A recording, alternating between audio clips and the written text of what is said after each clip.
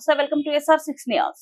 Assembly సాక్షిగా ఆదివాసుల పండుగ సుప్రీంకోర్టు తీర్పును గౌరవిస్తూ ఆదివాసీ దళిత హక్కుల పోరాట సమితి ఆధ్వర్యంలో ఘనంగా సంబరాలు నిర్వహించారు. ఆదివాసుల హక్కుల పోరాట సమితి వ్యవస్థాపక అధ్యక్షులు కురుసంఘం వేణు మాట్లాడుతూ 30 ఏళ్ల మహోన్నత పోరాటానికి గౌరవం దక్కిన రోజుని రాజ్యాంగపరమైన హక్కులను అమలు పరుస్తూ ఆదివాసీ దళితులలో వర్గీకరణ అవసరమే అంటూ 6 సభ్యుల అత్యున్నత న్యాయస్థానం సుప్రీంకోర్టు తీర్పు వెలువడిన వెంటనే తెలుగు రాష్ట్రాల అసెంబ్లీ సాక్షిగా శాసనసభ తీర్మానంతో ముఖ్యమంత్రి ఆమోదం ఆనందదాయకమని అన్నారు. ఈ సమావేశంలో మహిళా నాయకురాలు రమా విజయ, ఆదివాసీ మండల అధ్యక్షులు ఆత్రం శేఖర్, ఉదయ్ కుమార్, కురుసంఘం రాజు, ప్రసన్న తదితరులు పాల్గొన్నారు. ముఖ్యమంత్రి గారు అసెంబ్లీ శాసనసభ సాక్షిగా వర్గీకరణ ఆమోదించడం ఆనందదాయకం. ST/SCలో వర్గీకరణ, మందకృష్ణ మాదిగ 30 ఏళ్ల విరోచిత పోరాటం, వారిని అభినందించకుండా ఉండలేకపోతున్నాం.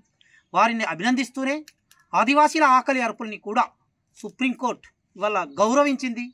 వారి పరిస్థితిని ఆక్షేపించి ఆస్వాదించి అత్యున్నత న్యాయస్థానం మాకు తీర్పునిచ్చిందంటే దానికి ఈ ప్రభుత్వానికి, NDA ప్రభుత్వానికి ధన్యవాదాలు తెలియజేస్తున్నాం. ఆదివాసీ దళిత హక్కుల పోరాట సమితి వ్యవస్థాపించిన రోజు చాలామంది అన్నారు.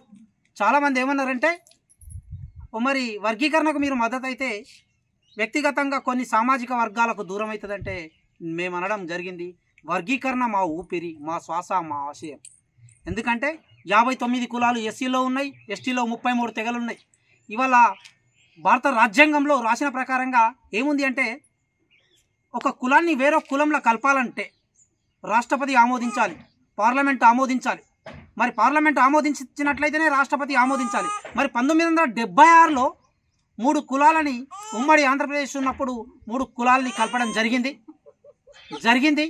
మరి ఆ జరిగినప్పుడు ఆ 3 కులాలని 76లో కలపబడ్డప్పుడు మరి ఏ పార్లమెంట్ ఆమోదించింది, ఏ రాష్ట్రపతి చేసిండు, దాన్ని కూడా ప్రభుత్వం ఆలోచించాలి. గౌరవ ముఖ్యమంత్రి గారు ఆదిలాబాద్ పర్యటనకు వచ్చినప్పుడు ఒక మాట అన్నాడు, లంబాడీలకు, ఆదివాసీలకు ఉన్న పంచాయతీ నాకు తెలుసు, దాన్ని తొందరలోనే తెంచుతామని. ఇంత తొందరగా తెంచుతారని మాత్రం మేము అనుకోలేం. మేమేమంటున్నామంటే వలస కులాలని ఆపాలి. మొన్న జీవన్ రెడ్డి గారు MP ఎలక్షన్స్ ముందు మేము వారి దగ్గరికి వెళ్ళినప్పుడు వారు కూడా అన్నారు, తమ్ముడు, లంబాడీలు, ఆదివాసీలు ఇద్దరు నాకు కళ్ళతో సమానం, నేను ఏ ఒక్క వర్గీకరణ కూడా మేము వ్యతిరేకించమని. మరి అంటే లంబాడీలను, ఆదివాసీలను ఐక్యంగా చూసిన జీవన్ రెడ్డి గారు కూడా ఆ రోజు అదే పలికిర్రు. కానీ ఇవాళ మేము అంటున్నాం ఏంటంటే, షెడ్యూళ్ళు తెగల్లో ఉన్న మాకు రావాల్సిన ఫలాలు ఒకే తెగకు అందుతున్నాయి. మళ్ళీ వలస వస్తున్నారు చాలామంది, పక్క రాష్ట్రాల నుంచి వలస వచ్చి ఈ రాష్ట్రంలో STలుగా చెలామణి అవుతారు. దీన్ని ఆపాలి, అరికట్టాలి. ప్లస్ పార్లమెంట్ ఆమోదించి కల్పబడ్డ కులాలు మాత్రమే STల్లో, ఆదిమ తెగల్లో ఉండే విధంగా కూడా చర్యలు తీసుకోవాలని గౌరవ ముఖ్యమంత్రి వర్యులకు, NDA ప్రభుత్వానికి ఈ పరంగా విన్నపిస్తూ ఈ సంబరాలు రేపు ప్రపంచ ఆదివాసీ దినోత్సవపు ఉత్సవాల్లో ఒకప్పుడు కొమ్రం భీం, అంబేద్కర్ ఫోటోలే ఉండేటి. ఇవాళ పక్క రాష్ట్ర సీఎం, మన రాష్ట్ర సీఎం, అక్కడ PM, సుప్రీంకోర్టు జడ్జిల ఫోటోలు కూడా రేపు అందులో వస్తాయంటే అతియోశక్తి కాదు. ఎందుకంటే చట్టానికి కొన్ని పరిధులు ఉంటాయి, వారి అనుమతులు ఉంటాయి. కనుక మాకు ఆరాధ్య దైవంగానే భావిస్తున్నాం. ఈ సంవత్సరం ఈ రోజుని మర్పురాని తెల్లనైన పసందైన రోజు, ఆదివాసీలకు అత్యున్నతమైన ఆత్మీయత పంచిన రోజు ఈరోజు. కనుక ఈ సుప్రీంకోర్టు స్వాగతాన్ని, తీర్పుని స్వాగతిస్తూ తొందరగా ఇవి అమలయ్యే విధంగా చేపట్టాలి.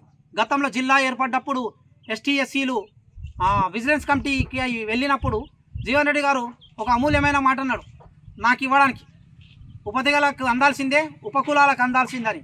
అలాంటి ఆలోచనపరమైన నాయకులు అసెంబ్లీలో ఉంటే ఇలాంటి న్యాయమే జరుగుతుందని తెలియజేస్తూ ధన్యవాదాలు తెలియజేస్తుంది సభ. జై ఆదివాసీ, ఆదివాసీ ఐక్యత, ఆదివాసీ ఐక్యత.